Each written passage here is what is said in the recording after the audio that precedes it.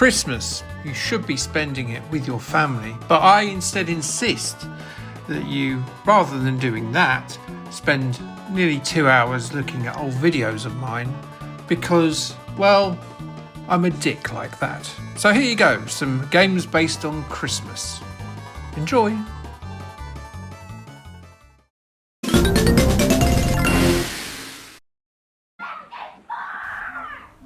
Whether you're a fan of it or not, Christmas certainly is a time of evocative imagery. Be it opening presents on Christmas morning, the family arranging themselves around the table for the annual pan-generational argument about Brexit in shite paper crowns, or a tree corpse thrown in a living room covered in undignified frippery, or even snow falling from the sky on Christmas Day, despite that actually happening in England about as frequently as hearing Gary Glitter's Rock and Roll Christmas on the radio.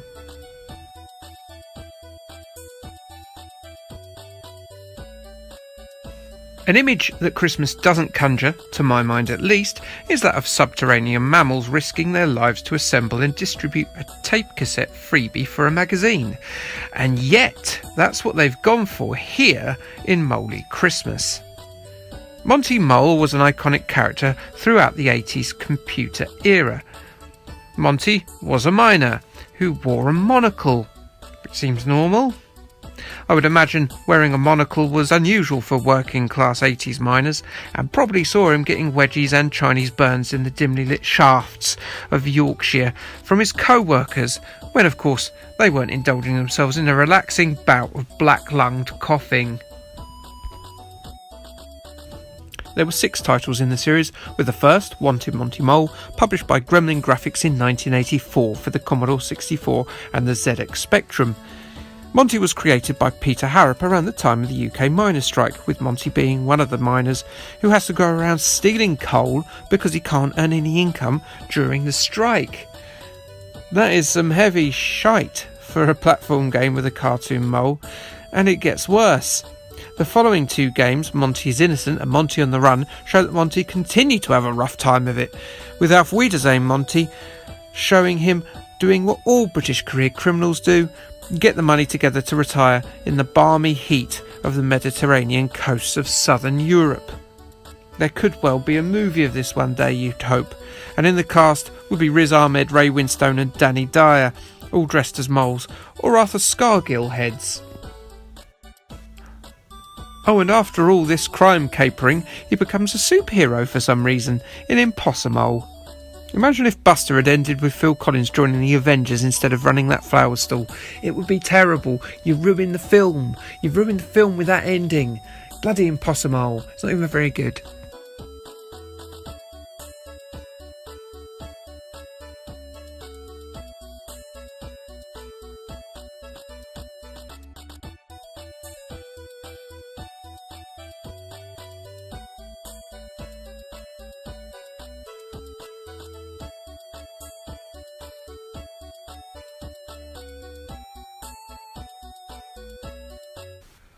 Somewhere in this epic life story of grime and crime, Monty got a normal job assembling code and then arranging for the distribution of a video game for the December 1987 edition of Your Sinclair. It's a video game of him assembling code and then arranging for the distribution of a free video game for the December 1987 edition of Your Sinclair. Very meta. If that doesn't give the monocled worm chewer the biggest existential crisis of all time, I don't know what will. And that is what we've got here. It's a very unseasonal Christmas title, I'll give you that.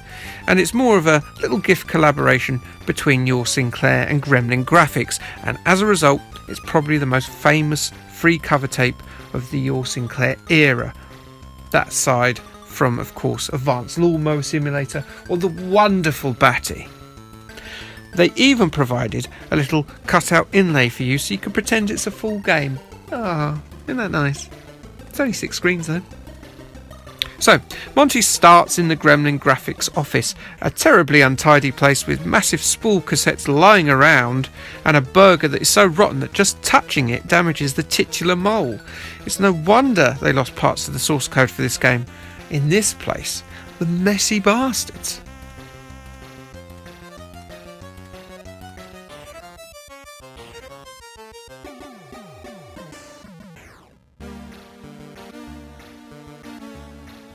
From here, Monty heads to the mastering plant, dodging electrified doohickeys and then waiting for a giant spool that's bigger than he is to fall on his head.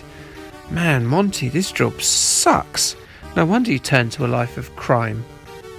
It looks like the same spool that kills him at the bottom of the screen, but that one must be made from hate wasps and sulfuric acid. I don't know, it doesn't make much sense, does it? 80s games, eh? No consistency in that 48k worth of entertainment.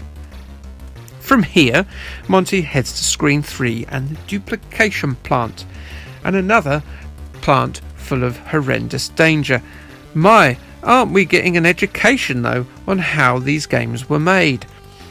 The factory employs one person who doesn't appear to know what he's doing from the look of him, and then there's his boss, an angry floating evil eye. This was commonplace during, of course, the tough economic times of the late 20th century. My first job involved being monitored by Sauron from Lord of the Rings. Monty collects 8 tapes at the end of this screen, which seems a little bit short of what you need for an incredibly popular video games magazine. But I'm sure 8 tapes will be fine. Oh, and they're giant tapes, by the way. Or is it that I'm looking at this the wrong way and the spool and the tapes are normal, and Monty is, of course, a mole, and therefore about 2 inches big? Just watch that back of yours though, Monty. All that graft down to pit and now hauling this about. Jeez, man. You'll be in a care home before you know it. On to screen 4, and we see Monty trying to hitch down the M1, showing how little Gremlin Graphics cared about your Sinclair having this free title. Oh yeah, we've got these games. Should we hire a truck maybe? Just hire an inch-long subterranean mammal to haul the tapes down the hard shoulder of one of Britain's busiest motorways on his back. It'll be fine. When Monty arrives in the Your Sinclair offices on screen 5, it appears that some sort of terrible trans-dimensional accident has occurred that has resulted in Pac-Man and one of his spooky adversaries crossing into the real world. A bit like Adam Sandler's comedy film Pixels, but somehow funnier, despite also being not in the remotest bit funny. But at least it's not pretending to be Adam Sandler. So there. After grabbing a stack of Your Sinclairs, Monty is then charged with taking them to the local newsagent, which now makes me think that Gremlin had hired many moles to do the same thing as Monty has over the last 6 screens for every newsagent in the land, which is a wonderful mental image. All these moles taking 8 copies each to all the newsagents, all of them there, a legion of moles with cassettes tied to their back, all hitching down the M1. What a wonderful idea. Let's bring back mole slavery. Deliver the goods, finish the game, and you get the most festive thing we've seen. A Christmas message from Monty himself, a lovely flickery Christmas tree, a scrolling advert for Gremlin Graphics 1987 releases, and a beardless Santa who would imagine is game designer Peter Harrop there playing Santa cosplay. I think it was his last thing he did for Gremlin Graphics 2. There was also a competition for the first person who could prove they finished the game if they wrote into Your Sinclair, and they could have won 15 games. Wow, give it a go. They might still be sat there patient in the office 31 years later with copies of Peter Shilton's Handball Maradona or Master of the Universe, the movie, the game. You never know. Give it a go. Call them up. They're not going to be there. So, yes, Moley Christmas then. A fun little festive collab treat for fans of Your Sinclair and Gremlin Graphics, and an unusual little thing to boot, with the Christmas Nights title given away with issue 14 of Sega Saturn magazine in 1996 being another example. It's a pleasantly playable little exclusive slice of one of the system's better loved characters. Nothing's too mind-blowing about Moley Christmas, but it's the thought that counts. Try to remember that as you open the 3rd Link's Wash set on December the 25th, gentlemen. Have a nice Christmas, people. Not a great one or a good one. Just have one. Just a Christmas if you have to. It'll probably be awful, we all know it. Christmas. Chintzy, isn't it? Garish. Gluttonous too. Look at you. Yeah, you with the turkey sandwich stuffed in your face on Boxing Day. You're a disgrace. Here then is a video game that celebrates how gluttonous and garish it is. It's about the overlord of all that is festive and who Christmas is truly about. I am of course talking about Father Christmas. Jesus who? I didn't see him make an effort and put a tree up near his manger. Alright, maybe Joseph should have done that because, Jesus was a baby at that point. But babies aren't Christmassy, all they do is eat and poo. There's no reindeer in that stable either, is there? Not even a Coca-Cola colour scheme on any of the three kings there. So, in my opinion, when it comes to Christmas, Jesus is a fraud. Father Christmas is the official face of Christmas, and rightly so. So it's only right that we play this, the official Father Christmas game. And it's very important that we realise that it's the official one. Be careful not to accept any substitutes. It says it's official, it says it right there on the box. Alternative Software clearly spoke with Santa Claus's merchandising team in the North Pole to thrash out a deal for this back when it was released in 1989. Now, if they hadn't have got that official license, just think about the monstrosity we could have ended up with. We could have ended up with some sort of unlicensed rubbish where they just take the concepts of Santa Claus and make their own thing up. You could have ended up with, a game about a roll of electrical tape that rides in a Landon Donovan drawn flying lemon Swiss roll, and it delivers toffos to penguins on Christmas Eve. That's not what you want. That's really confusing. No one would know that was a Santa Claus game. I'm glad they got that license, and so should you be. With that license gone, and gone as it has been for now 30 years, it's only now that someone has bothered to put a game out about that other fella who Christmas is supposedly about. Jesus. Literally Jesus. I still don't see any tinsel, Jesus. You've had long enough. Come on, you suck at Christmas. Developed by Enigma Variations for Alternative Software's £2.99 range, all profits made from the O'Fish Father C game were donated to the Save the Children Fund, which is nice, isn't it? As some of those children were saved. Most of them, I presume, became adults. Some of them, unfortunately, as adults, might have died since and not been saved. But, this monochromatic Saint Nick in this game can't do much about that, can he? As adults, they probably don't believe in him anymore, so why should he care? The game follows him doing his one night a year's work during a particularly chaotic Christmas Eve. His elves have decided that, of all nights, Christmas Eve is the night to play tricks on old Pappy Christ by breaking up his sleigh and scattering it around his modest condo for yucks, chucks and giggles. Mischievous little buggers they are, aren't they, elves? Is there maybe something more sinister at work going on here? Why elves? Why now? What has he done to you to make you snap? Is he working you really hard, like slaves in his crappy toy sweatshop? Is there a reason why you're rebelling so? Gameplay in this section consists of you, as the obese ancient present spawner, collecting lumps of his ride together in his sparsely decorated small home. This is no sprawling jet-set Willy mansion here, so don't worry about getting lost. All you have to do is run over these laser cut pieces. Why did they cut them so cleanly? And take them outside, where I presume the Rudolph or whoever the reindeer is there puts them back together. Encounter a skittering elf on your way back though, and the little turd will mug Chubbs of his found piece and hide it somewhere else. Hide is a rather grandiose term for what they do, which is to leave it in one of 5 locations around the house on the floor quite prominently. In fact, sometimes the elves actually get angsty pangs of guilt about ruining Christmas for children and will leave it closer to the door for you. As you complete this task, the time ticks on, and this little moon night clock here will be a collective timer for all 3 modes. Failure to succeed in your quest at uniting children with their presents will see billions and billions of little fellows, at best perplexed and at worst apoplectic with materialistic rage.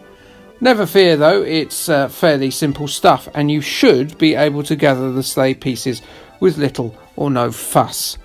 They seem to fit together fairly easily, but I would think he should get to a mechanic first to just ensure that this cut and shut job he's done with the sleigh here is air safe, because you know what you should be doing there is looking after yourself, big fella. You know, don't just rush to deliver presents in this unsafe sleigh, mate. It's not worth it. With that out of the way, it's time for you to pick what you want out of a limited range of ropey items and send a letter to our hero protagonist here. It's a bit late, frankly. Sending him a letter on Christmas Eve, you shouldn't get to choose. If he picks you up against a sausage roll, a can of Rockstar energy drink and some windscreen wiper fluid from the all-night garage and wraps them, you should really be very grateful, as you've only got yourself to blame. Anyway, I chose the telly, the tape recorder and the computer because they're the holy trinity of fun. I hope I get a more weighty game than this though to play on it.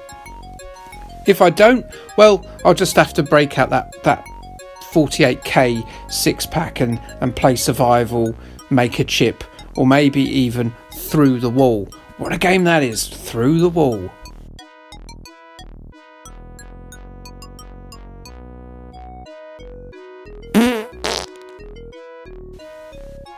This last minute letter has arrived so late that he's abandoned his sleigh and had to go back into the workshop to catch these items as they're hurled at his head from what one can only assume is his disgruntled workforce.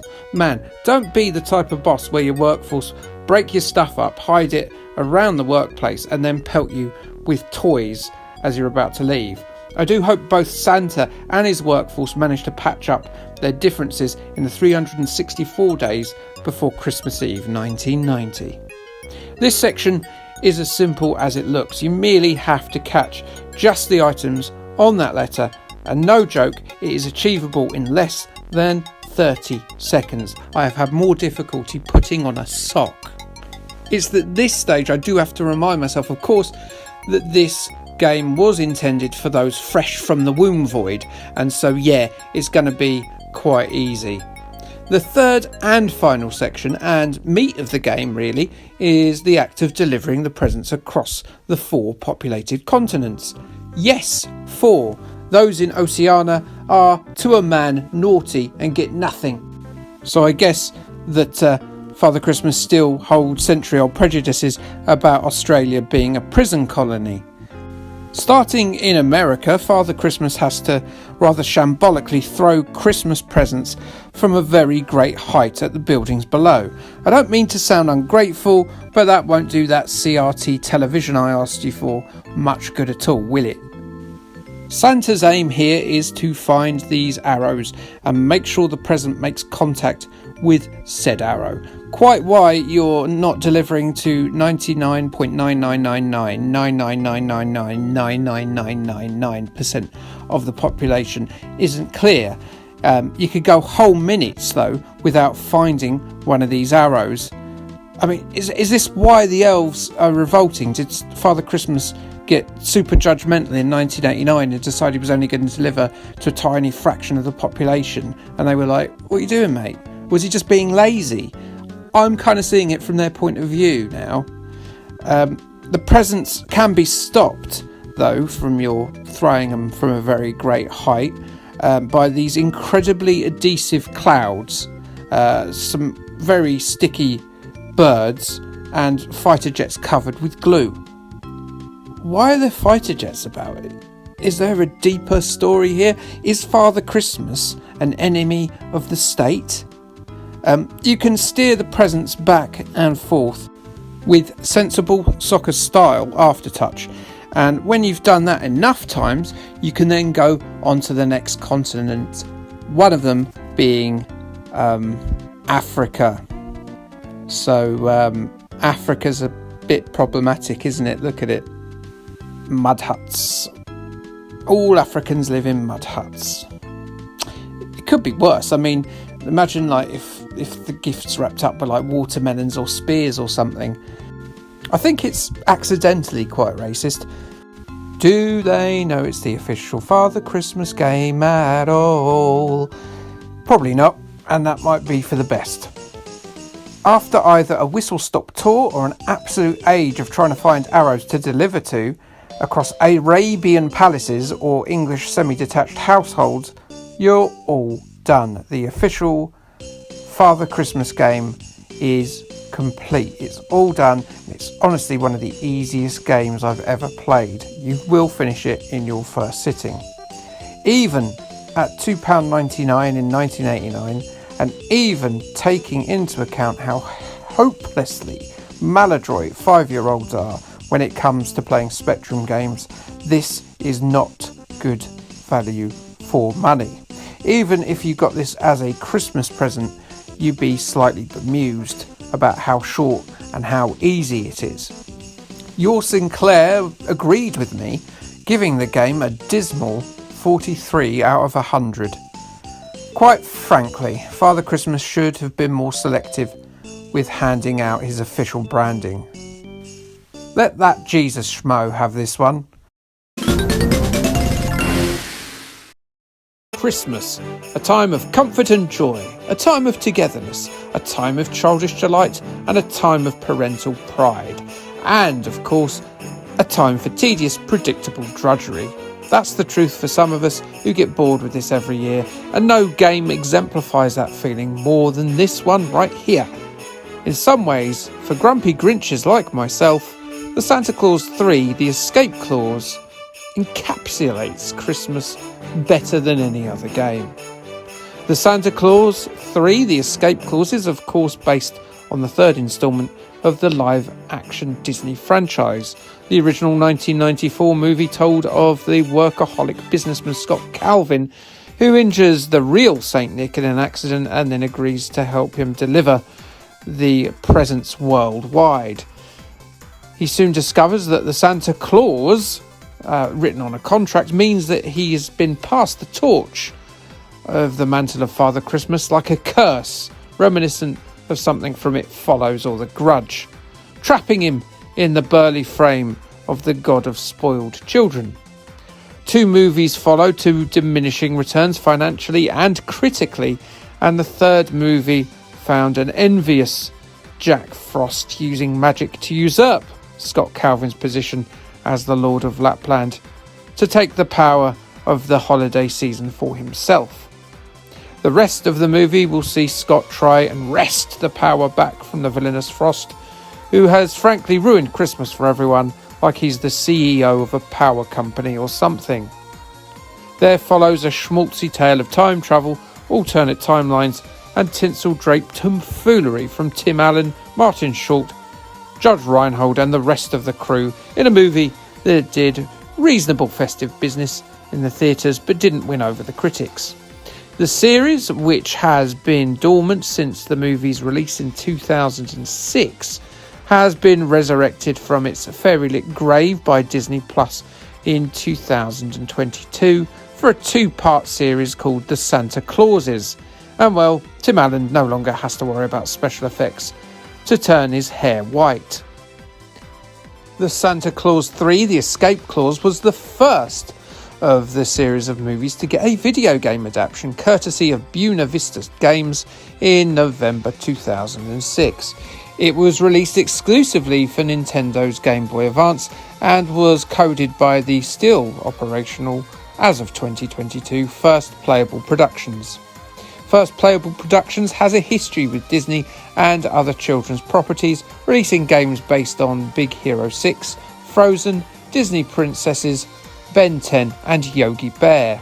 They even made a later game featuring Jolly Saint Nick for the Wii in 2011 for Red Wagon Games, which featured this ad blurb. Experience the magic of Santa Claus coming to town for the first time ever in a video game. You sit on a throne of lies.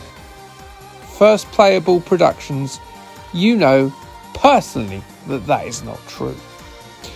SC3, as I'll call it, as not to waste all of our lives, follows the events of the movie, putting you in the black Wellington boots of Santa Claus himself across a plentiful amount of short levels.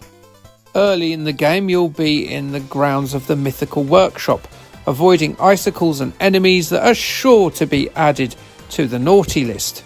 Replayability can be found by going back through the levels and collecting the milk and cookies left around on high hidden ledges, presumably by lost parkouring children keen to get a screwball scramble by buying Santa's favour. After completing a chapter of stages, you'll get to take part in a few mini-games, one of which is suspiciously like another very average festive title that I reviewed a few years ago, the official Father Christmas game. This one is a bit better though, as you don't end up spending half an hour trying to find one house in an endless looping map. The idea is, of course, that you have to drop coal or presents based on whether the recipient has helped a granny across a road or has helped a granny into her grave. Another mini-game encourages you to repair a scooter in a grotto, which definitely breaches safe working standards. The elf you're controlling is sure to become a cropper. You must unionise elves, otherwise he'll let this carry on.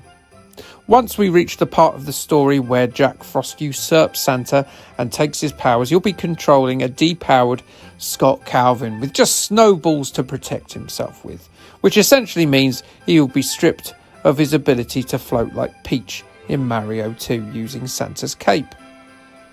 It's in the floating mechanic where we find the first of our problems. You see, it's kind of unintuitive when combined with the game's double jump. You can jump and glide, and you can double jump, but you can't double jump and glide. However, you can jump, then glide, then jump again. But it never tells you about that last mechanic. It led to a moment of frustration for me, as I didn't know that you could do that, and the jumping is so fiddly that I just gave up for a little while and had to come back to it. Other things are inconsistent too. Santa has an energy bar, but the elf can get instantly killed. But there's no warning of this, and unlike the other levels, you can't instantly replay the elf levels. Also, in some stages, Santa will just die instantly as well. It makes no sense. The other, more pressing issue with SC3 is that it is crushingly, mind-numbingly generic. It is bland, it is ponderous. It's as predictable a platformer as you're ever likely to play.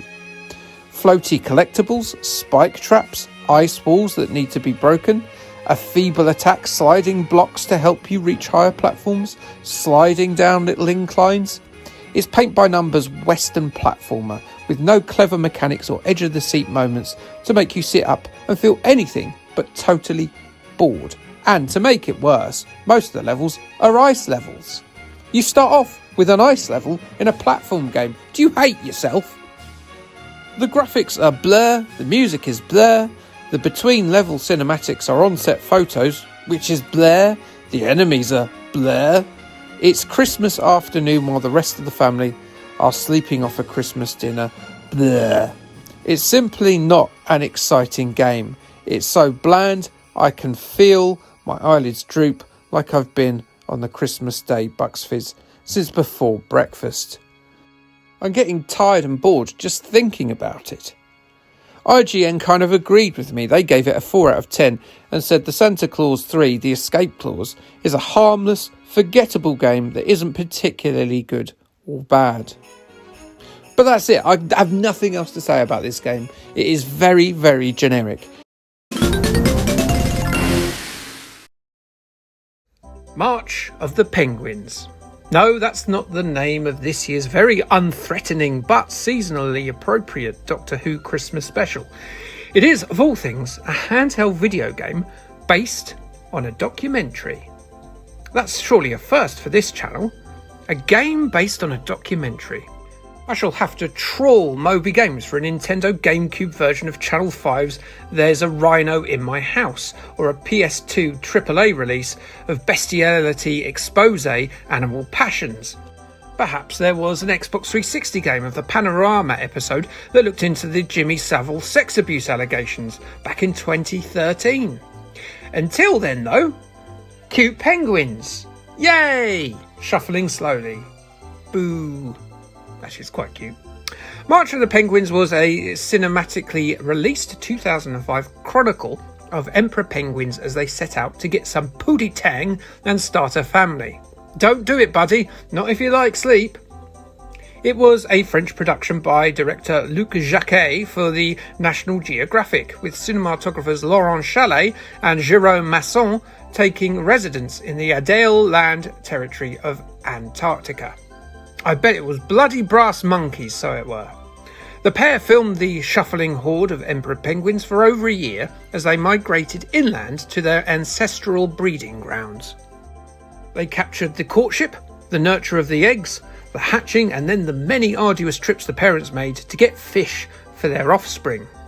The English language version of the production is lent extra gravitas by old Captain Gravitas himself, Morgan Freeman, whose distinctive larynx gives you a commentary of what's happening to these poor little cold buggers.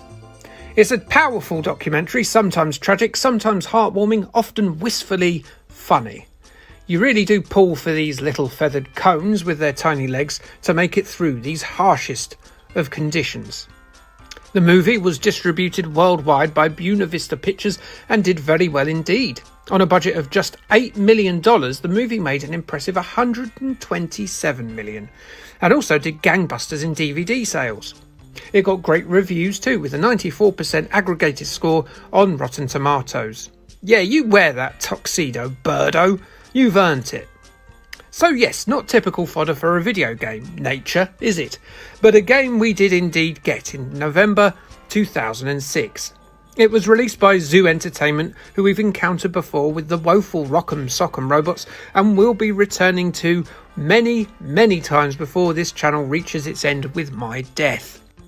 They're absolute handheld game license hordes, God bless them.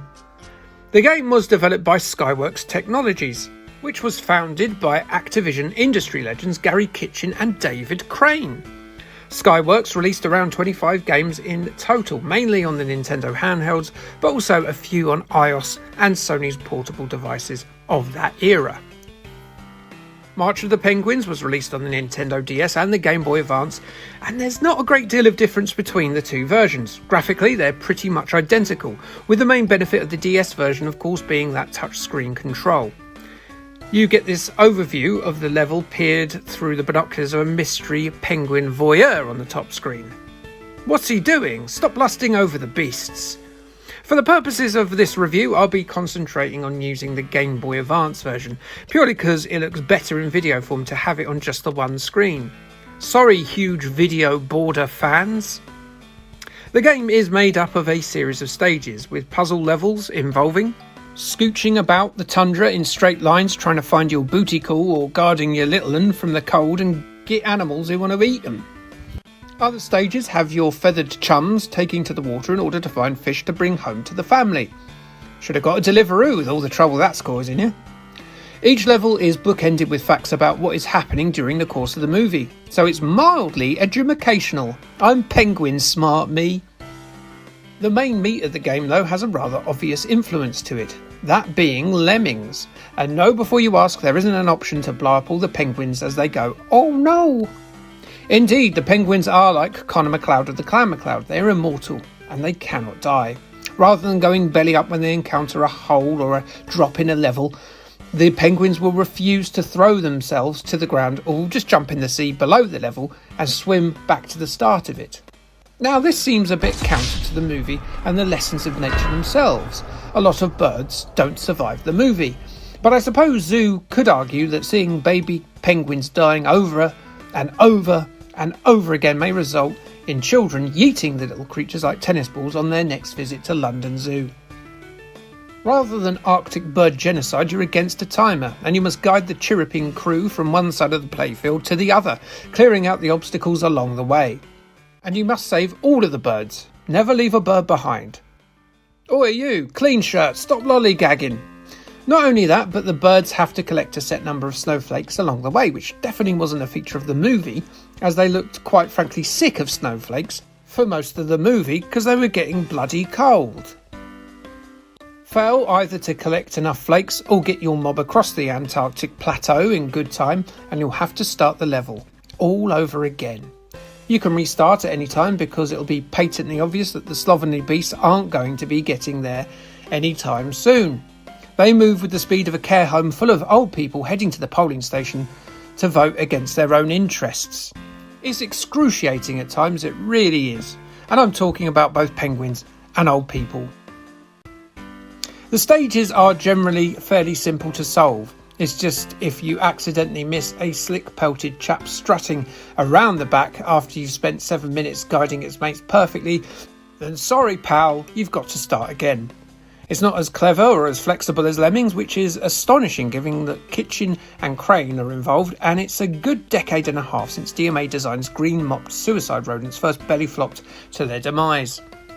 Most of the puzzles can be solved by using the springy tent or the soft clump of snow to ease the fall of the beak-wearing strutters, with the helter-skelter slide being mostly redundant, like a penguin dad whose chick has died alone in the snow. Jesus Christ, what did I just say?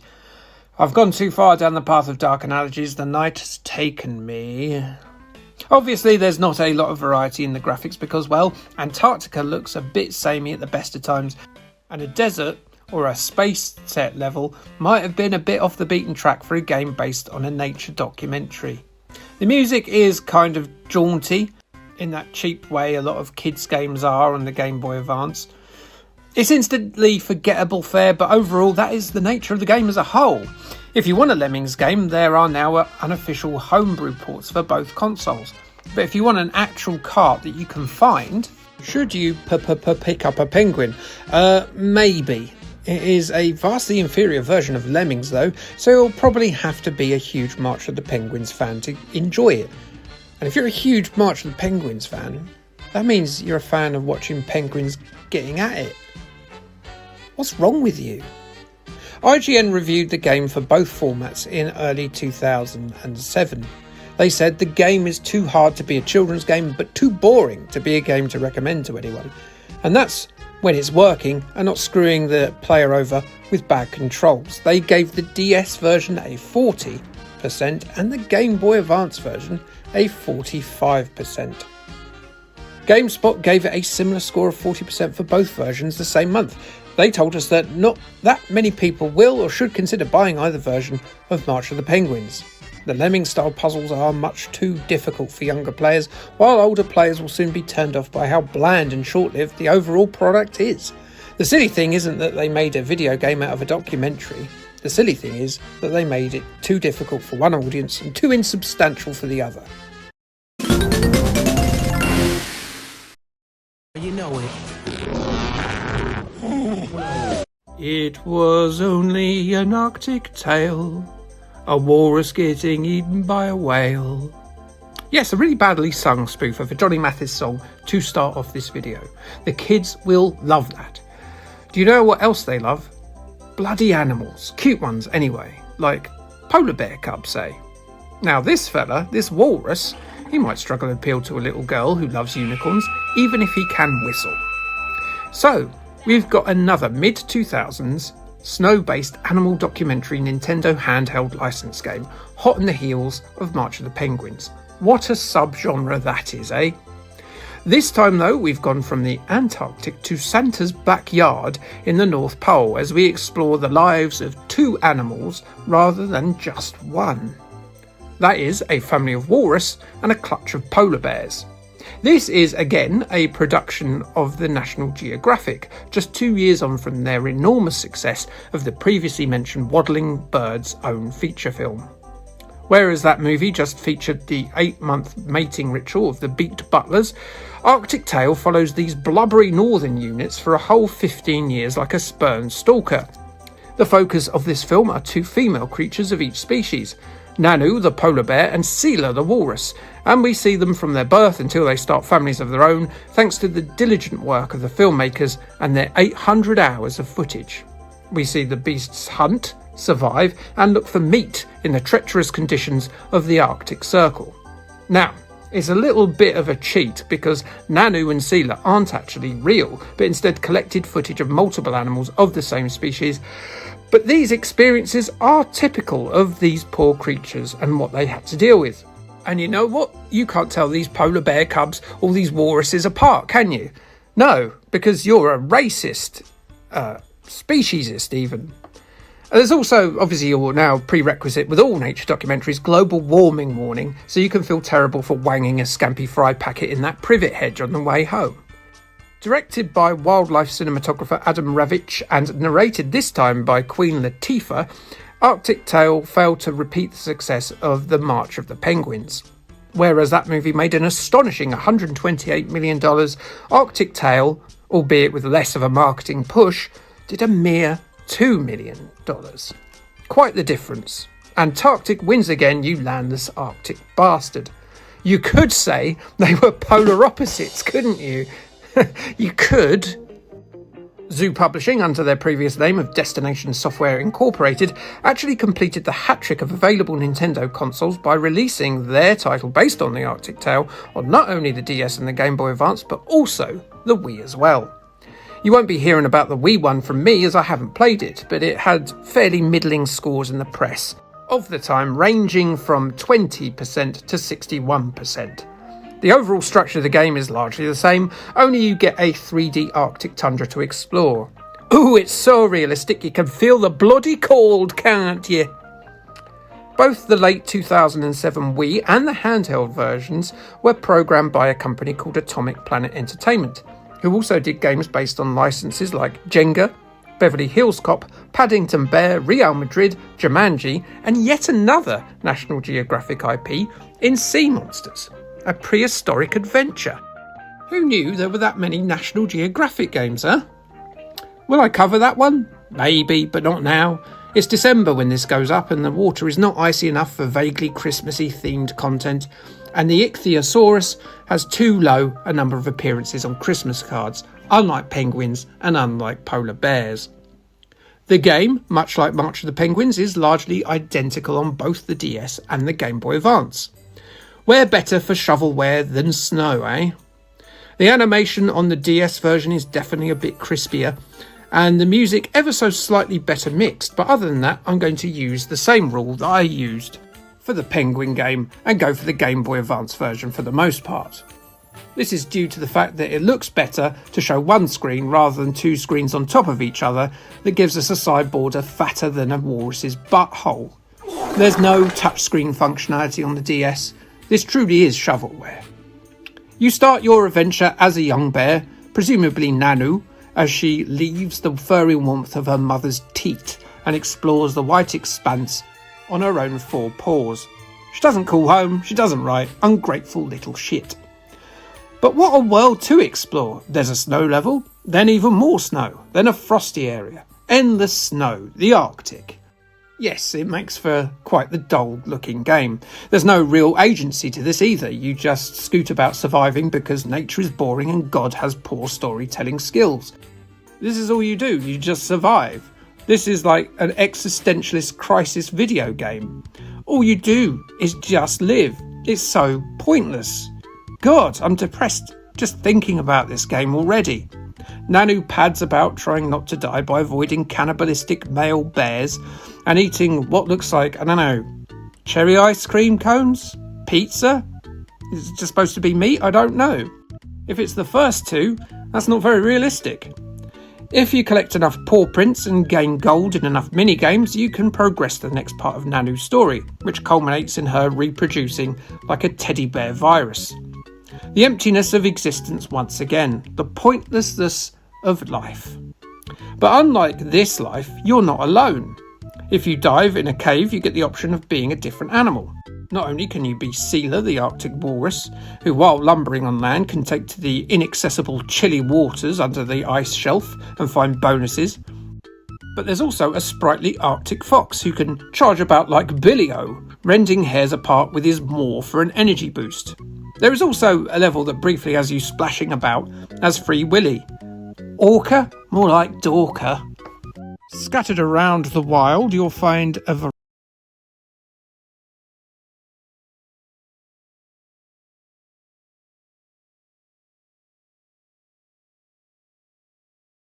try and steal food from your sibling, so the weak-ass prick dies hungry and alone in the snow. Survival of the henchest, sapling dickhead.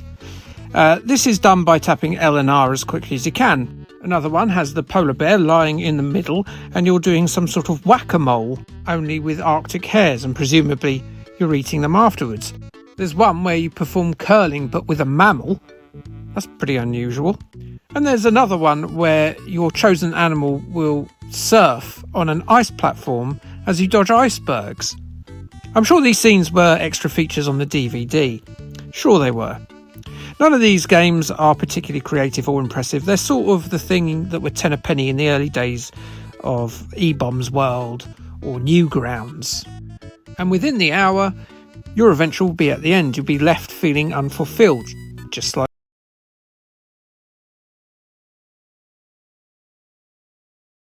engaging with this game. There's just nothing creative about it. If the polar bear could maul some seals or do something vaguely polar bear-y, it might be just a little bit more interesting. Instead, it just sort of shuffles about trying not to die. A delicate polar bear snowflake afraid of its own shadow. Perhaps they could have done some sort of storyline that involved the three creatures engaging in some manner. Start as a fox maybe and have it go on lots of little adventures eating hares and avoiding polar bears until one day a polar bear unfortunately snatches it up and gobbles him down. Then you go on the polar bear's adventure, doing some of the polar bear-y things I just explained.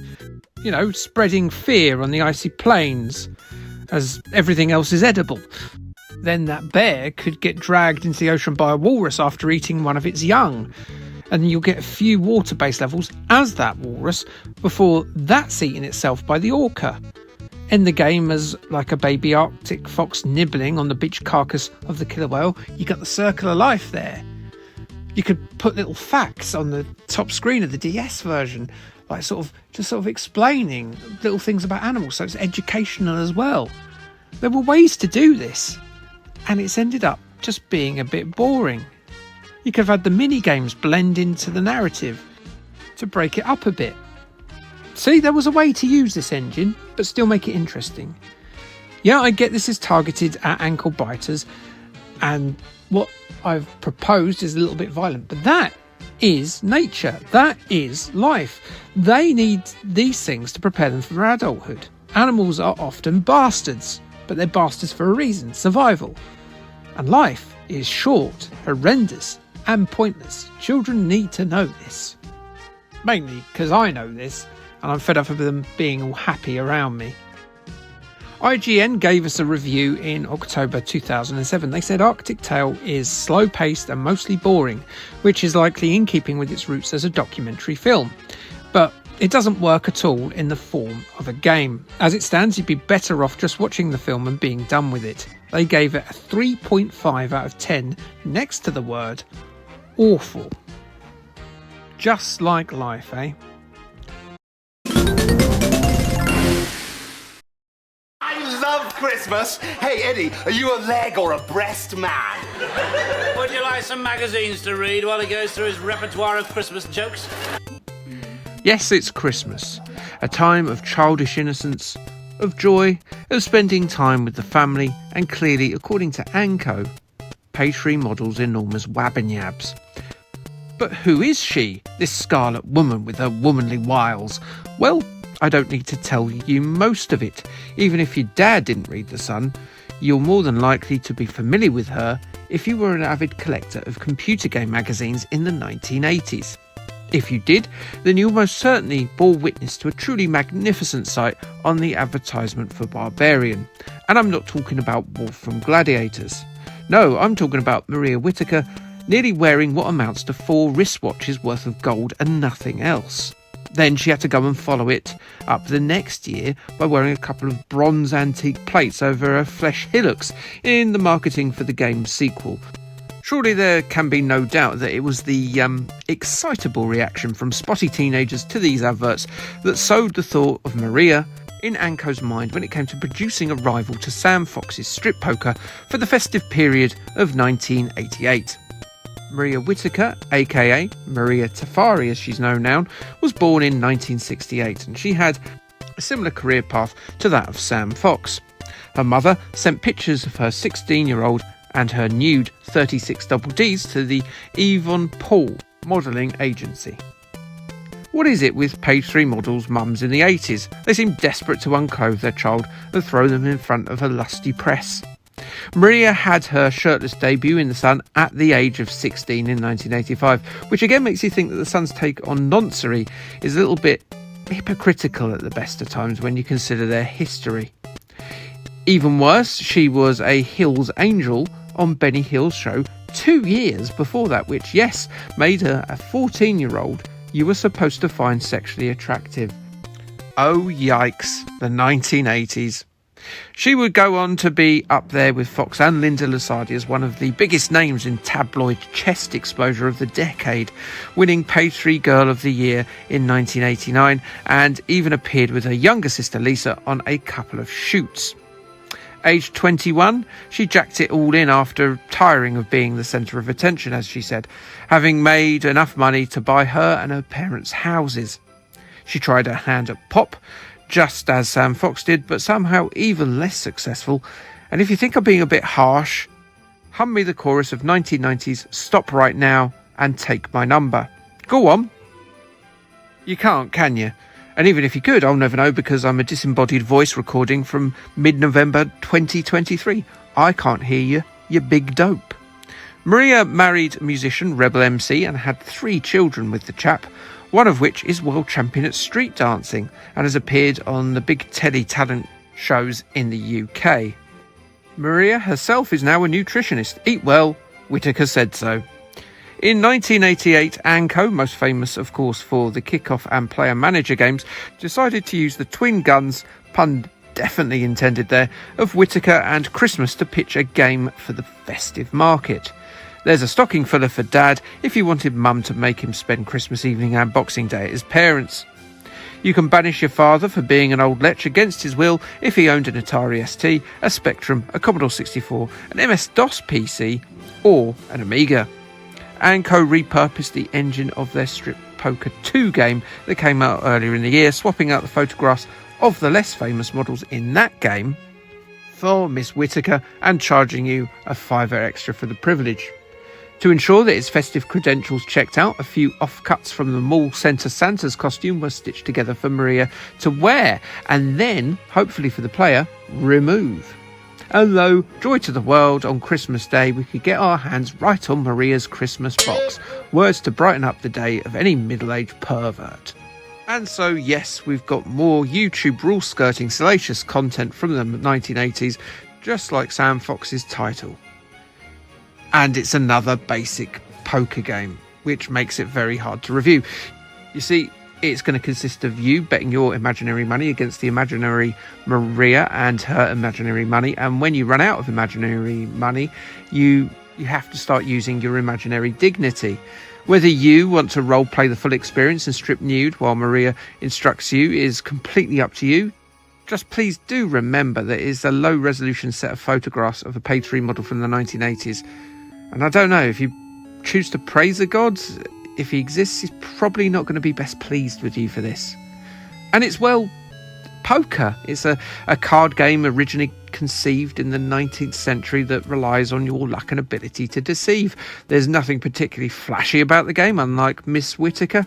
If your luck is in, and it probably isn't if you're playing a Maria Whittaker strip poker game, but your guile is solid, Maria will remove an item of festive clothing, disrobing as if Santa was caught in a snowstorm and had started experiencing the last few stages of hypothermia. Mad that, isn't it? When you're about to die from the cold, your body lies to you and says you're hot, so you strip nude. And no, there's not a cheat for you to open the window in the North Pole so she experiences late-stage hypothermia, because she would die, and that's not okay. That is a person, you monster. Call your horny jet, soldier. Am I having a conversation with myself? Yeah, I think I am. That's terrifying. If you succeed in bankrupting Maria, she will slowly reveal more and more, and if you keep losing, she starts putting the clothes back on. It's a seesaw battle of wills, this, as epic as Kasparov versus Topalov, Fraser versus Ali, Argentina versus France at Qatar 2022. It can go on for hours, but is it worth it? No. No, it's not. Of course not. On the 16-bit computers, you'll get some very smudgy low-res photos, still recognisably Maria, and if you're a serial masturbator alone on Christmas Day 1988, well, you've not got the internet yet, I suppose, and the newsagent isn't going to be open to buy a rude picture of Maria or any of her friends in the sun, so maybe you could get your jollies there, unless you can bash one out to the snowman. It's tough, but when he melts, oh my God, do I get the bloody horn. Anyway, on the Commodore 64, Maria she's a bit of a funny colour, and she's got very few details. But, you know, if you squint a bit, maybe you can get your jollies off. I don't know, depends if you like people the same colour as Hulk Hogan. On the Spectrum, well, imagination is a wonderful thing, isn't it? Corpse grey might be hot if you have a zombie fetish, I guess. Still, there's something weirdly arty about the Spectrum version. You can imagine Corpse Maria being hung up as a giant painting in an early 90s yuppies front foyer, maybe. Oh, and if you're familiar with the other Anco Strip Poker 2 games, don't get too excited. Maria's price and dignity was too high for Anco to get her to expose her otter's pocket. The disappointment with you will be palpable, I'm sure. Gameplay is poker against a computer. No surprises, nothing flash, just plain old poker with exposed boobies. Reviews were as thin on the ground as the material covering Maria. Amiga User International criticised the price, stating that an extra $5 added to the price of the original game is meant to be justified by the inclusion of a more well-known model. In fact, there's less here than in those previous games, so that cuts down on the value rating. £15 is expensive to get to ogle Maria's attractions unless you really enjoy playing a game of poker, and of course that is what this is all about, isn't it? You could have worse presents though than Pretty Maria in your, or indeed her, stocking. A 5 out of 10 from them in their January issue. Remember, of course, that the January issue came out in December. Right, there you go. So yeah, from my point of view, probably you could play this, or you could go outside and chat to people. That might be better. It's all aboard the Polar Express, based on the 2004 Robert Zemeckis directed animated tale. The movie itself started as a children's tale written by Chris Van Allsburg. A boy has been having doubts about the existence of Santa Claus, and rather than allow him to use logic and critical thinking, a big old train instead turns up to keep him infantilized for a little bit longer because something about magic or other. A conductor invites him aboard, which he irresponsibly does, and there then follows a journey where he makes new friends and rediscovers his faith in Father Christmas. I mean, he literally meets Santa in person, so it's not really faith, is it? I met Phil Jupiters once, and I can definitely assure you I have faith that he was real and that he existed. Featuring the voice work of Tom Hanks playing multiple roles, Nona, the daughter of Marvin Gaye, and even Steven Tyler from Aerosmith, Polar Express was the first movie of its type. That being the first all-digital capture movie. And boy, is there a ton of disconcerting uncanny valleyage on display here. They freak me out. You give me the heebies and indeed the jeebies. Polar Express had mixed reviews from the critics. Review aggregator Rotten Tomatoes has it with a 56% rating overall with movie journalists. Despite the chilly North Pole reception from the critics, Polar Express did fairly well in its cinematic run, making $318 million from its $165 million initial outlay. And it went on to find even more success upon its home media release. THQ were the company that grabbed the video games rights, and they were canny enough to release their title in the run-up to Christmas of that year. If you were based in North America, you had a good 2 months to get your hands on it, as it was released in early November. But last-minute shopping European dads desperate for a present may well have grasped at this, as it was placed on the shelves in front of them by sales assistants on the 16th of December. There were versions for the PlayStation 2 Windows and the GameCube, as well as the Game Boy Advance one, which we're going to be covering today, but these versions were programmed by Blue Tongue Entertainment. The storyline on the home consoles was extrapolated into a much longer tale. Obviously, that game's 3D platform stylings would have been too much for the Game Boy Advance to handle, like when you ask your gran a pop music question from the 2010s during the Christmas Day game of Trivial Pursuit. The Game Boy Advance version is instead a 2D platformer coded by an entirely different studio, that being Australian house Tantalus Interactive. They're still going to this day, as they've adapted well from their beginnings at the tail end of the Super Nintendo and Mega Drive era, not really concentrating on a particular brand or genre. They do seem to, though, have done multiple horse-related titles. Have I played any? Nay. That deserves to be in a cracker, it was so bad. You'll be steering around the nameless hero boy of this Yuletide escapade, clad as he is in his noble armour of a dressing gown and pyjamas. The plotline of the Game Boy Advance version follows fairly rigidly that of the movie, certainly more so than its bigger brethren, albeit embellished so that every single action by a character is given its own level. If a character so much as lifts a cheek to burn a fart into a train seat, the hero boy will have to go and find a bottle of Febreze to combat their rump funk. I should point out that this isn't actually a scene from either the game or the movie. I'm just using it for comedic effect, just in case you weren't aware. This presents the game with an issue. 85% of the movie takes place on the train. Now, I'm assuming you are aware of what a train looks like from the inside, seeing as you are a person that has almost certainly been on one. They are long tubes full of seats. Even given a coat of old-time festive whimsy, the majority of the levels look very familiar indeed. It's not until much later in the game that we see a change of scene, that being Santa Claus's toy sweatshop in the North Pole. Work, you little bastards! It's a hazardous train too, low on villains but very high on hazards that would definitely give a health and safety inspector cause to break out his red pen on the Polar Express risk assessment checklist. Scattered throughout are various toy boxes that, when accessed, will give the boy various power-ups, such as an invincibility wand and a pogo stick to make him leap to great gravity-defying heights and likely crack his head on the train ceiling. Train ceilings are notoriously low.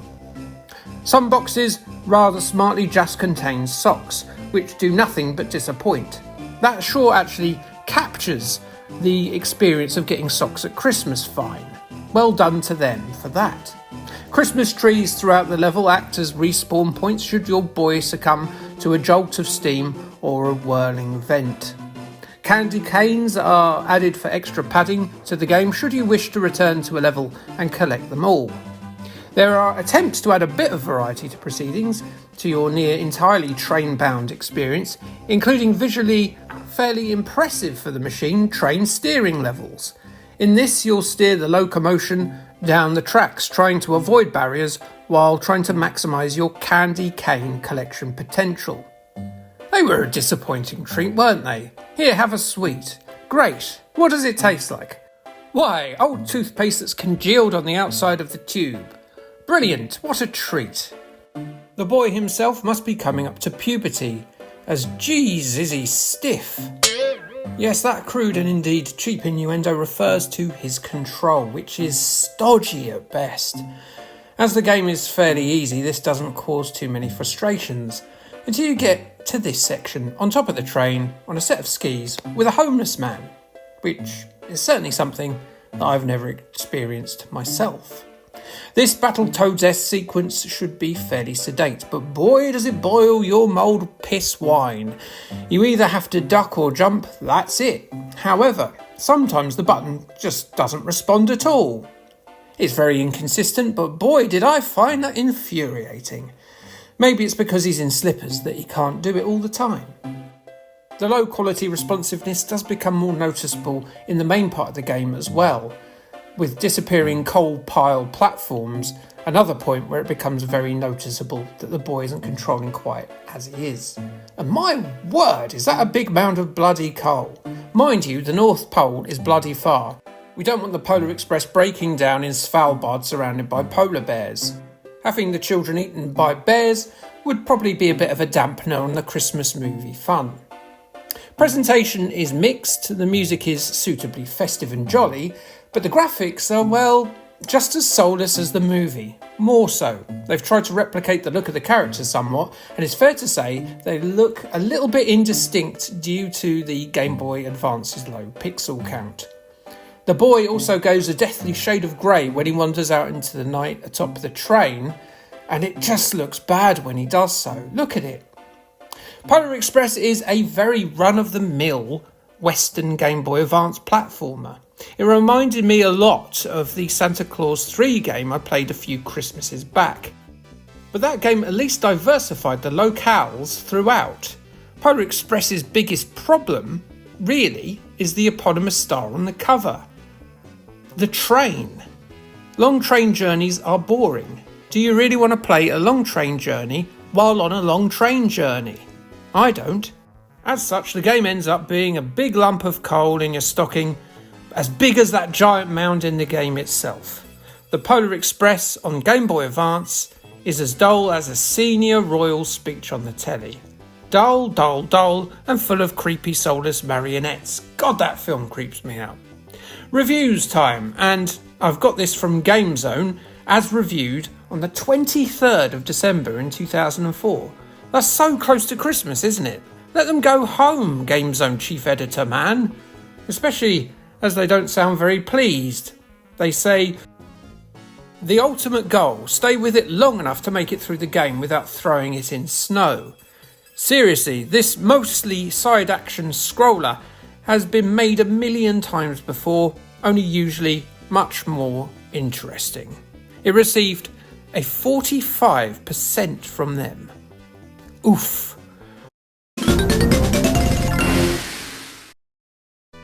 There are two types of people in this world. People who generalise and those who don't. As you can probably tell from that sentence, I'm the former. And I'm here to tell you that in fact there are two other types of people in this world. There are those who fully embrace the Christmas period.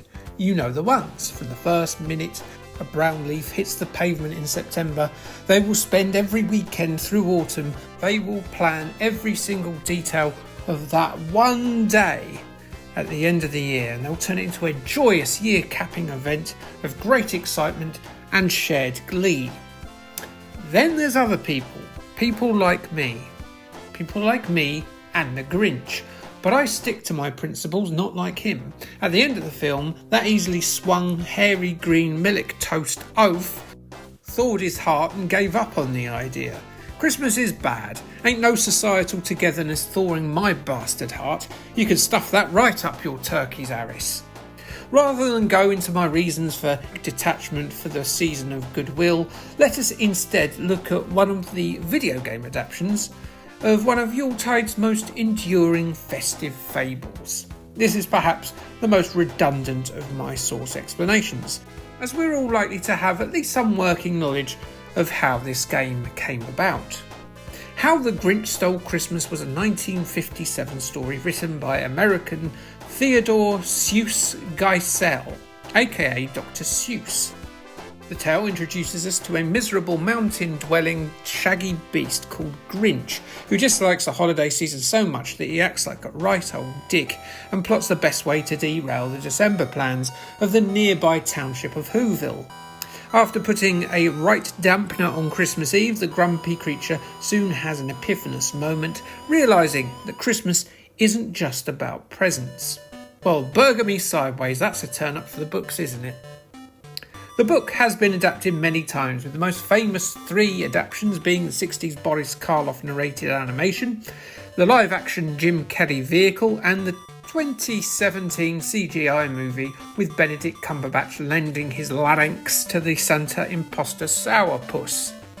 The game is based on the Carrey effort, which certainly cleaned up the box office in Christmas 2000, raking in a $346.5 million box office return from its initial budget of $123 million. And that's before its highly successful release on home media, where it sold 8.5 million combined units on VHS and DVD in its first week of release the following November. With that said, it wasn't really beloved by the critics. At the time of writing, the movie has an approval rating of 49% based on 144 reviews at review aggregator Rotten Tomatoes. What a bunch of Grinches! There have been a handful of video game adaptations of The Grinch throughout the years, with a Nintendo DS version coming out in 2007, and one as recently as 2023 on the modern consoles called The Grinch Christmas Adventures. The one we're looking at today is The Grinch that came out the same year as the movie. Fallen Japanese legends, Konami, were the publishing heft behind this one, along with versions for the PC, Dreamcast and PlayStation 1, which you can see on the screen at the moment. That version was coded by Quebec-based coders Artificial Mind and Movement. It got average reviews, like a soap opera Christmas episode, you know what you're getting, and that's predictable slop. The Game Boy Color version though was programmed by Konami's Nagoya studio, who I like as they gave me a title that I would like to take beneath the mistletoe and rub my nut chowder all over: Castlevania Symphony of the Night. They were responsible also for Vandal Hearts and 2 titles, yes 2, called Big Ol' Bass. Big Ol' Bass, what a name that is. Fishing, yay. The Grinch Game Boy Color game is a maze-based present steal-em-up, punctuated with brief cutscenes depicting moments from the story and the movie. For the most part, you'll be steering around the green misfit as he tries his hardest to ruin Christmas in a way not seen since the last Mrs. Brown's Boys Yuletide log of a special was curled onto front room televisions. The Grinch must tiptoe about, with the aim being to collect every gift on each stage, with 3 attempts allowed. If the Grinch is spotted, the denizens of Whoville will run after him in order to smother him in love. I'm sure we're all familiar with someone at a staff Christmas party who tries to do just that, and the subsequent emergency HR meeting that followed the next day. If the Whovian captures the Grinch in a warm embrace 3 times, he will be forced to enjoy, inverted commas, Christmas with these jerks before his heart has fully thawed. And honestly, that might be the worst game over scenario that I could imagine. The game's gameplay basically takes a few cues from another Konami title, those being the earlier MGS games. Basically, you have to stay out of sight. If they spot you, then they will chase after you until they tire, or slam, slap, bang into someone else. The Grinch is able to suppress his opponents with a sleeping dust blowpipe that has a very short range, but he can also pick up green eggs, but no ham, to hurl at foes at a distance. The Grinch is not alone though in his anti-Christmas terrorism.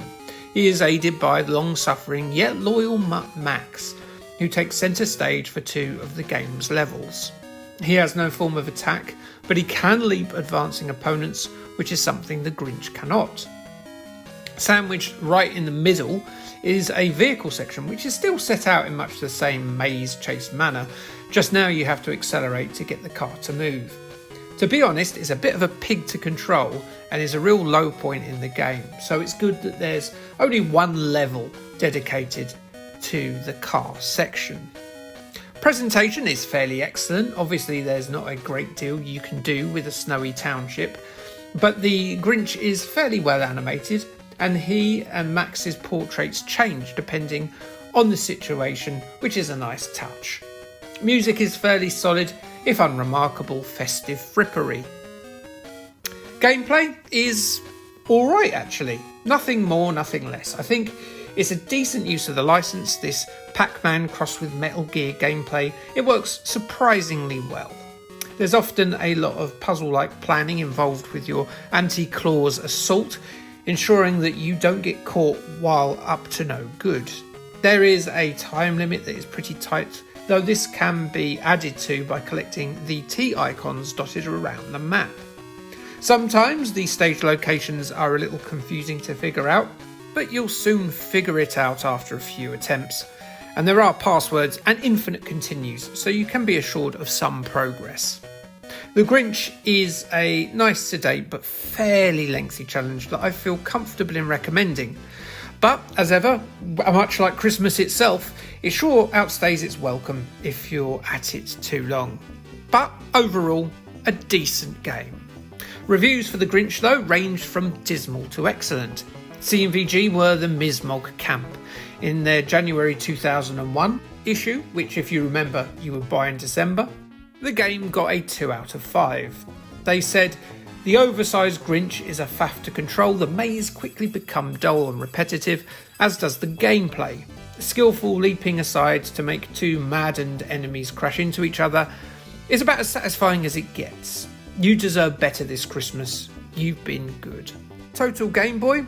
They weren't having any of that. They said in their December 2000 edition, I can see me having loads of fun on Christmas Day with this great game. There's nothing complicated or tricky about how to play it. It's basically Pac-Man with the Grinch being the game's main character instead of a yellow ball thingy. And there's a bunch of new ideas like multiple screens and mini-games. But it's really addictive and thoroughly recommended. Just don't take it with you to the cinema when you go to see the movie. They gave it a 90 out of 100. So yes, disagreement there, like relatives arguing about politics over the roast potatoes.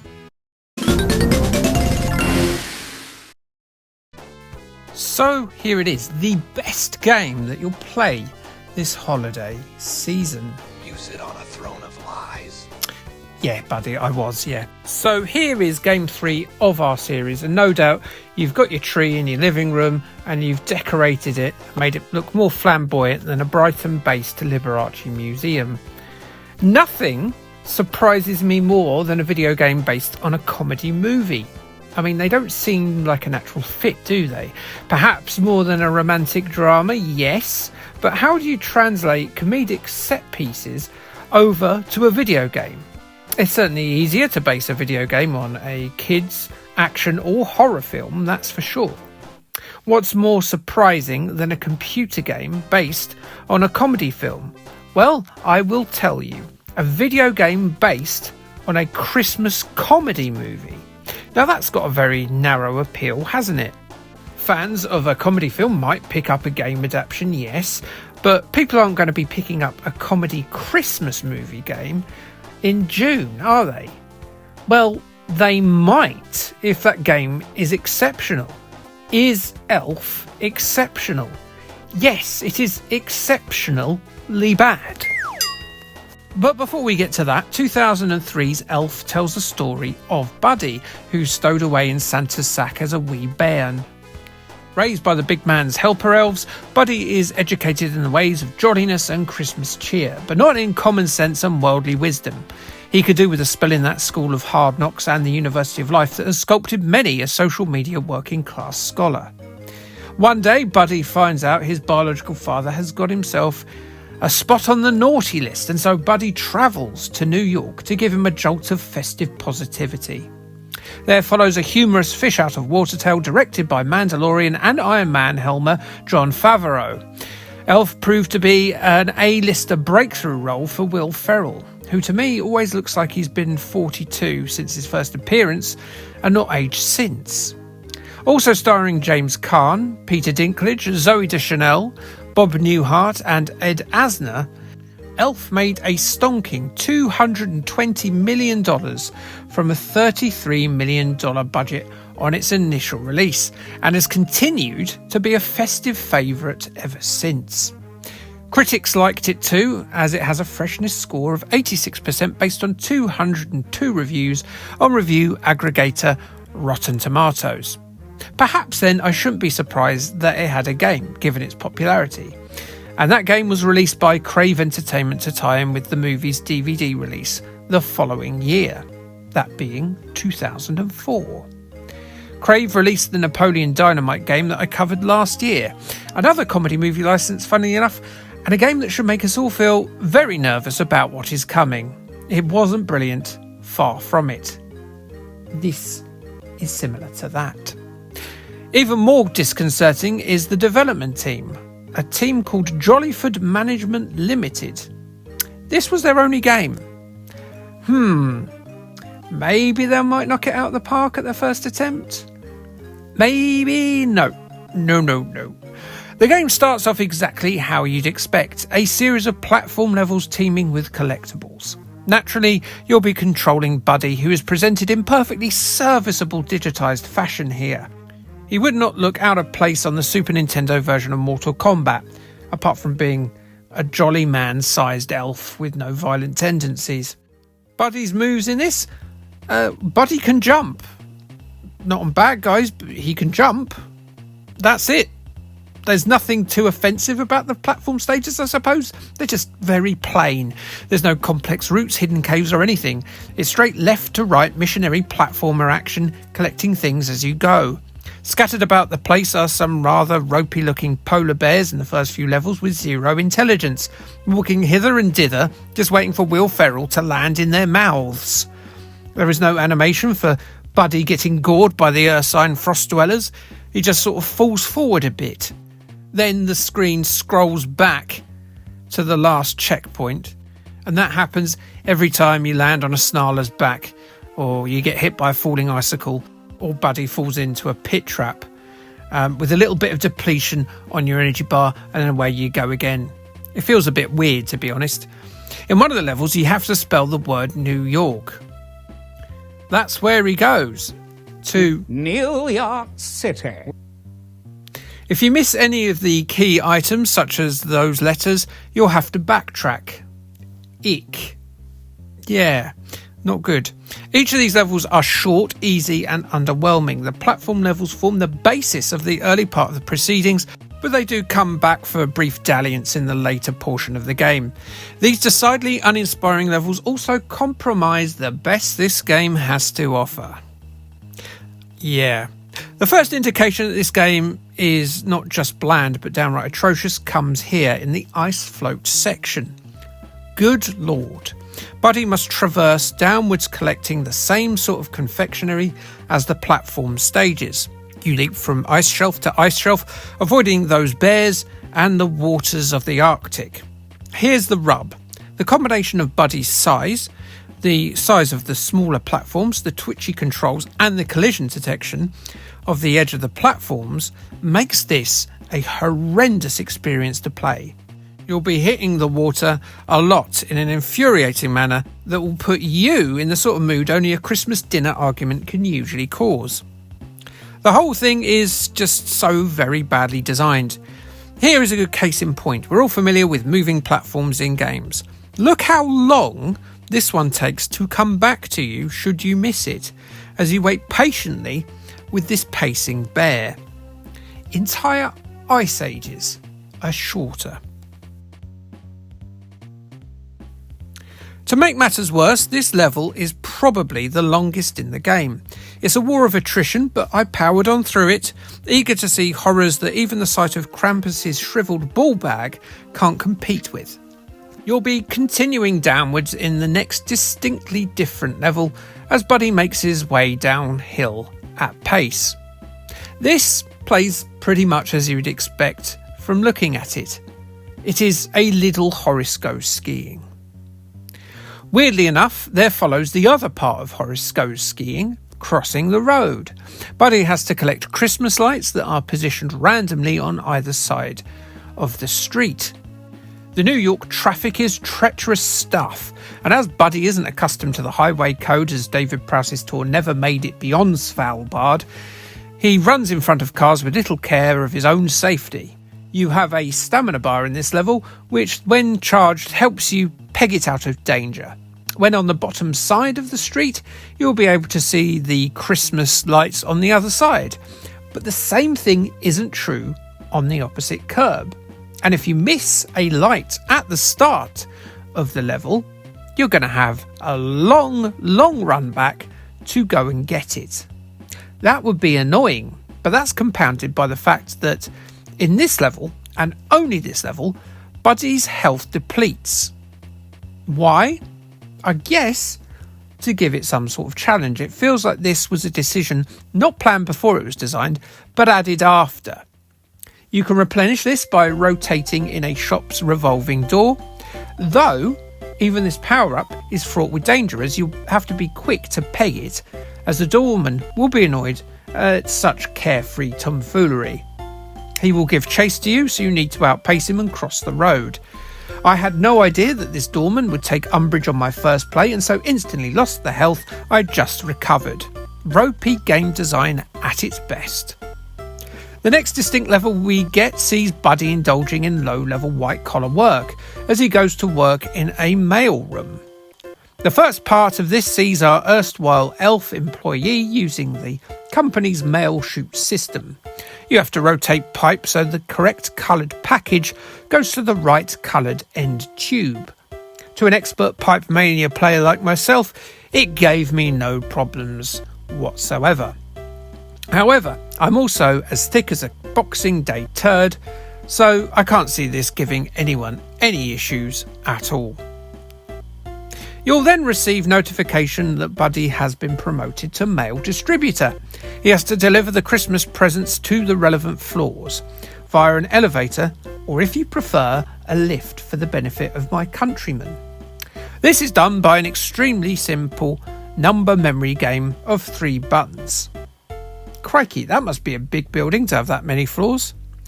Once you've done that, back to the mailroom and the mail chute.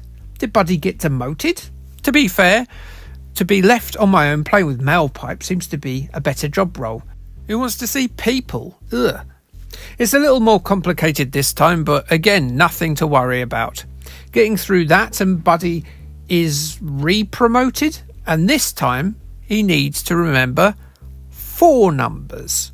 4 numbers, Jeremy, that's insane. How big is this building? And then on to the the mailroom again? The game, as you might have guessed, is now using a level of padding that even the skinniest mall Santa will balk at. So, you know what follows. You're back on present delivery again, and now you're delivering to floors numbering in the tens of thousands. In case you're wondering, as I did, the current tallest building in the world, the Burj Khalifa, it has 163 floors. This building has tens of thousands of floors. Finally, we're out of the drudgery of normal working life as we challenge the visiting elves to a snowball fight, and subsequently the game's next nadir. You have to take out 50 elves with a frosty round without being struck yourself and without hitting poor old Santa, who doesn't want to indulge in this kind of chicanery. You can move left and right using the top triggers and move your cursor using the joypad. It is, quite simply put, a broken. It is either as easy as putting on a paper cracker crown or as impossible as buying for your dad, depending on how the game decides it's going to present your opponents. Sometimes it just doesn't give you enough elves within the 2-minute time limit to actually finish the level. Yes, Santa appears to be cloned at times. Sometimes the shots miss, particularly at the edge of the screen, even though you got them dead on. It's shoddy stuff. Should you be lucky to get an easy passage in the snowball fight level, you'll be back on present delivering duties, this time in a suburban street on Christmas Eve, distributing presents by matching the right combination of ribbon and wrapping paper with the appropriate house. It's very straightforward stuff, reminiscent of a budget 8-bit computer game's minigame. Almost certainly a game written on the side of a fag packet. And so our final level, and the worst level. In fact, the absolute worst experience in the Game Boy Advance's entire library. Santa is in his sleigh in Central Park and has to collect 20 bells before the local horsebound park keeper can catch up with him. You have to hold B to float upwards. That's literally it. That's all you do. Only, it is worse than that. It is difficult because the stamina bar is back and you'll need that to boost upwards. If you don't have any stamina, you cannot boost upwards. The only way you can get that energy back is to collect the bells.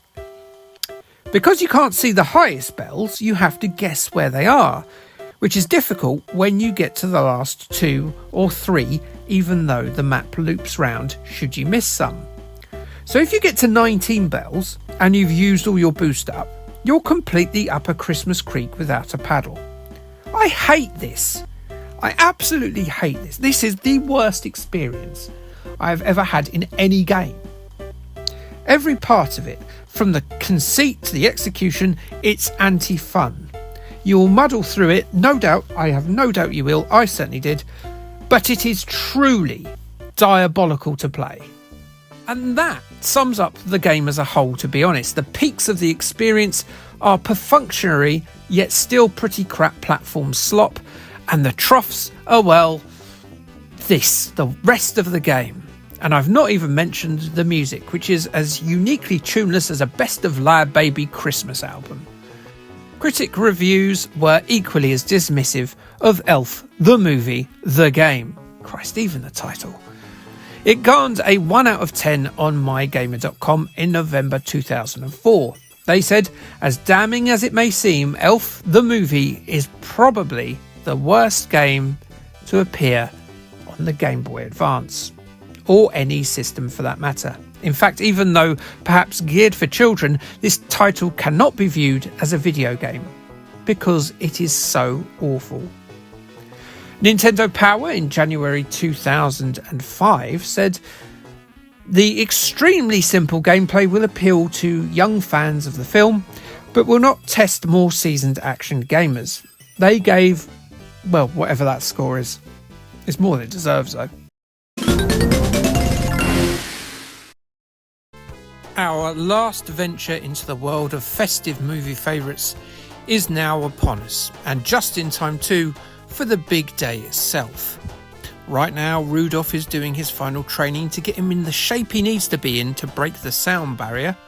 The guillotine at the abattoir is lopping off the heads of turkeys like they're conquered dissenters after a grand Game of Thrones battle. And dads are planning that first trip to the all-night garage for their Christmas present shopping. One thing that I've noticed while doing these, though, is how similar the plot lines are. Polar Express is a tale of a boy aging out of the magic of Christmas. In The Grinch, a lonely creature's heart thaws due to the festive season, and Buddy the Elf is trying to get his biological dad off of the naughty list and to reconnect at Yuletide. Ultimately, this basic premise of Christmas being a magical time and people discovering or rediscovering their love for it, it all stems from the first true Christmas classic tale. No, not that boring one in the Bible, the first good one. That, of course, being Charles Dickens' 1843 literary masterpiece, A Christmas Carol. Now, this will be a tale that we're all familiar with, even if that was via the Muppets, Mickey Mouse, Bill Murray or Blackadder. Old Man Scrooge is, quite frankly, a right old git, and is visited by the eternally damned ghost of his old business partner Jacob Marley on Christmas Eve, who's there to warn him of the arrival of 3 spiritual heavies who are going to set him straight. With his soul utterly redeemed on Christmas Day after these visits, he becomes a joyous figure beloved by all, none of whom thinks he's having a nervous breakdown. Potentially, the reason they don't think he's having a nervous breakdown is because he's surrounded by Victorian street urchins who are more concerned about fighting for bread than the quirks of an old-age fun siphon. There have been literally hundreds of Christmas Carol adaptations and spoofs on the big and small screen over the years. But the one we're looking at today is Disney's CG animated version that was released in 2009.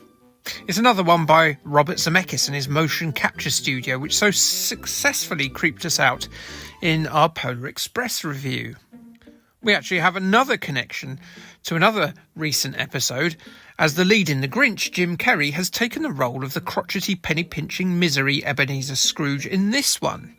Carrey also provides motion capture and the voices for the 3 visiting manifestations. Also joining in the fun are Robin Wright, Gary Oldman, Colin Firth and Bob Hoskins. Disney's Christmas Carol, though, didn't do supremely well. It lost an estimated $50 to $100 million after marketing expenditure, and its disappointing 3D showing were taken into account. This ultimately resulted in Disney shuttering the studio who produced it and forced the president of the Motion Pictures Department to hand in his resignation. Response from the critics was decidedly lukewarm. Disney's own in-house video game department, Disney Interactive Studios, released the video game themselves exclusively for the Nintendo DS. Coding duties were handled by Sheffield Sumo Studio, who was staffed by many ex-Gremlin Graphics employees and worked on titles as esteemed as the Sonic Team Racing and Hitman series. We have a curious little point-and-click venture here that follows the story of Scrooge's redemption from his Bob Cratchit-abusing working day until he's passed out on nephew Fred's chaise lounge after spunking most of his savings on a day of well-meaning excess.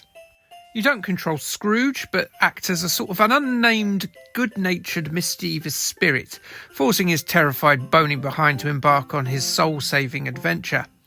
To get Bob a bit of coal to warm his cockles, you'll have to manipulate the environment of the office to get the coal into his hands, distracting the old grump to ensure that he doesn't see.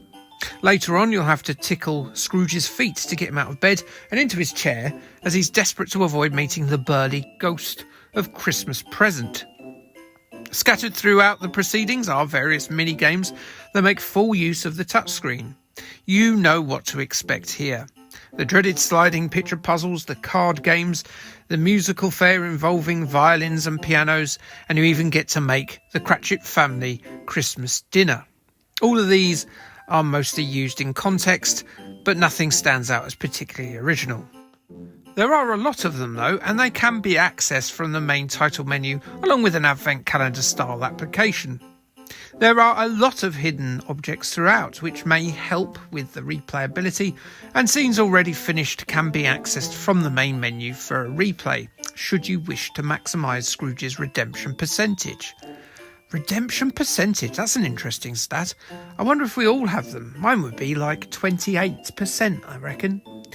It is a game that does need a bit of artificial padding, as its overall playtime from start to end is fairly short, as in 6-year-old sleep time on Christmas Eve short. It can be polished off very easily in a single sitting, very much like a breakfast bottle of Bucks Fizz on Christmas Day. While it is bound to the storyline of the tale, our time with each spirit does seem to be fairly brief, with each scene having at least 2 or 3 in-game puzzles and a mini-game before the apparition will shuffle you off to the next spook. They clearly want to knock off before the big day, I expect. Presentation-wise, it's alright, I guess. No attempt is made to recreate the 3D soulless monstrosities from the Zemeckis movie. We instead get these hand-drawn representations of the characters that look, I don't know, unfinished, like they've traced. Seems a little scrappy to me. But Belle here looks like she's been to the Dickensian lip filler studio. The music is suitably eponymous, absolutely teeming with various A Christmas carols, do you see? In terms of Christmas feel, this certainly feels the most festive of the 4 games I've covered this month. There's no question about that. Gameplay-wise, it has the distinct whiff of a selection box, and not one of your favourite chocolates. No, it is a DS shovelware selection box packed with every familiar trope of the era. It's very standard, very familiar stuff, and while it does pack in a lot of variety, you'll have played every one of these DS minigames better elsewhere. The Christmas wrapping is doing a lot of legwork. I wouldn't say this has either filled me with Christmas cheer or made me bar humbug, but somewhere in between. It's a bit like that point in the afternoon of Christmas Day where you really fancy a nap to sleep off the dinner, but you're instead forced to play a board game you're not particularly bothered about.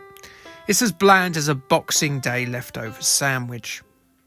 The game received a 7.5 from the good folks of Game Zone in December 2009. They said, "I wasn't very impressed with this game at first, due to some boring initial mini-games and slow game pace, but soon the games became much more fun and the game pace picked up.